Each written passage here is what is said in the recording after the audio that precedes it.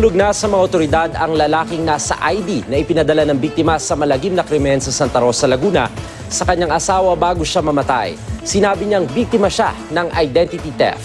Narito ang report ni John Consulta. Lumantad na ang lalaki nasa litrato ng ID na nagpakilalang internet repairman na suspect sa Maslang sa mag-inang sina Pearl Helen Bon Santa Ana at 1 taong gulang na anak nitong si Denzel sa Santa Rosa, Laguna noong March 2. Kaninang alas 10 ng umaga, dumating si Christopher Oliveros kasama kanyang abogadong si Attorney Julieta Morales. Ayon kay Morales, lumapit sila sa pulisya para linisin ang pangalan ng kanyang kliyente. Identity theft daw ang nangyari.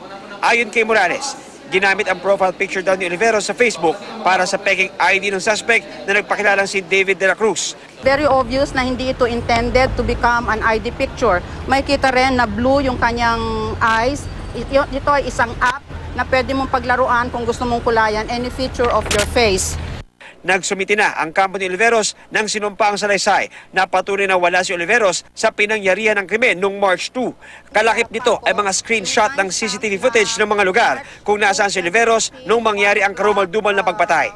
May mga sinumpaang salaysay rin ang mga taong nakasama ni Oliveros noong araw na yun. Wala siyang kinalaman dito sa krimen na to. Hindi niya kilala yung pamilyang yan, hindi niya kilala ang biktima, hindi niya kilala any member of the family. Palaisipan daw kung bakit si Oliveros ang napili ng mga suspect para kunan ng larawan. So Oliveros ay nagpakilalang isang electronics and communications engineer ng Globe. Kinumpirma naman ng kumpanya ang impormasyon. Umaasa si Oliveros na mahuhuli ang suspect. Bago ang pamamaslang, kinunan muna ng larawan ng babaeng biktima ang ID ng nagpakilalang si De La Cruz at ipinadala sa kanyang asawa na nasa trabaho noon. Pero hindi pa ito makumpirma ng pulisya dahil hindi pa raw isinusimite ng asawa ang kanyang cellphone para sana masuri.